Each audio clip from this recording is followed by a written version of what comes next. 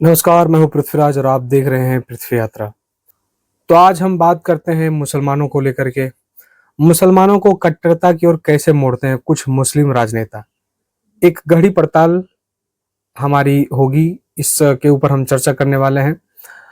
भारत जैसे बहुधार्मिक देश में राजनीति का धर्म से गहरा रिश्ता रहा है, लेकिन जब राजनीति का इस्तेमाल लोगों को गुमराह करने, भड़काने और कट्टरपंथ की ओर ले जाने में हो तो तब यह लोकतंत्र और समाज दोनों के लिए खतरनाक हो जाता है। यह लेख विशेष रूप से यह समझाने के लिए है कि कुछ मुस्लिम नेता कैसे अपने राजनीतिक हितों के लिए मुसलमान समुदाय के भोले भाले लोगों को कट्टरपंथ की ओर ढकेलते हैं। सबसे पहली बात जो है, पीड़िता की भावना को भड़काना। कुछ मुस्लिम राजनेता बार बार यह प्रचार करते हैं कि मुसलमानों के साथ अन्याय हो रहा है, वे दबाए जा रहे हैं, उनकी पहचान खतरे में है। यह बात वे बार बार मंचों से कहते हैं, जिससे मुसलमानों में असुरक्षा की भावना पैदा हो जाती है। या एक सुनियोजित राजनीति होती है, डर फैलाकर वोट पक्का करने की, इतिहास को तोड़ मरोड़ कर पेश करना। अक्सर ये नेता इतिहास में चुनिंदा हिस्सों को इस तरह से पेश करते हैं कि जैसे पूरा देश मुसलमानों का दुश्मन है। वे मुगल शासकों को गौरवशाली इस्लामी शासन और वर्तमान सरकार का बहुसंख्यक को दमनकारी बताकर एक गहरी खाई पैदा करते हैं।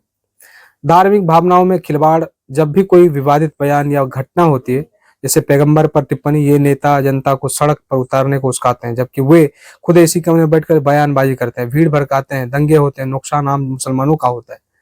मदरसों और कट्टर प्रचार। कुछ नेता ऐसे संगठनों को समर्थन देते हैं जो युवाओं में कट्टर विचारधारा भरते हैं। ये नेता इन स्थानों को संरक्षण देते हैं ताकि वे राजनीतिक हथियार के रूप में कट्टर युवाओं का इस्तेमाल कर सके। हमें अलग रखना है कि राजनीति कुछ मुस्लिम नेता सेकुलरिज्म के नाम पर मुसलमानों को मुख्यधारा से जोड़ने के बजाय अलग पहचान राजनीति में करते हैं।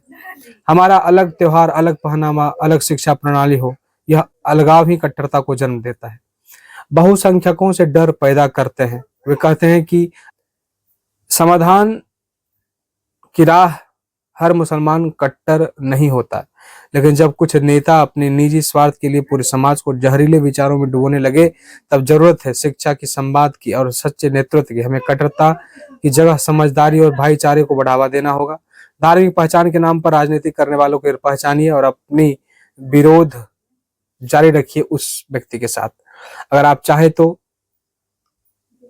आप इस समाज को, अपने मुस्लिम समाज को एक अत्यंत शिक्षित, सुदृढ़ और समझदार, जागरूक और देश के प्रति श्रद्धा और निष्ठा रखने वाले व्यक्तित्व के रूप में आप उसे तैयार कर सकते हैं। मुसलमान नेताओं को समझने और परखने की जरूरत है।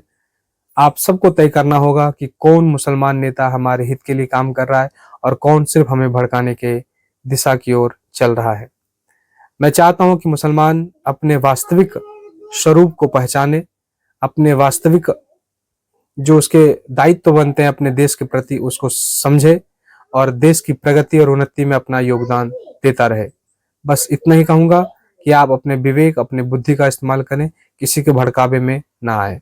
आपकी देश आपकी ही उन्नति का कार्य करती है और भारत जैसे देश सभी धर्मों का सम्मान और एक साथ मिल करके रहना, खाना पीना आपका यही होने वाला है। इसलिए दूसरे लोगों के बहकावे में न आकर के अपने बुद्धि और विवेक का इस्तेमाल करें। बहुत बहुत धन्यवाद। नमस्कार।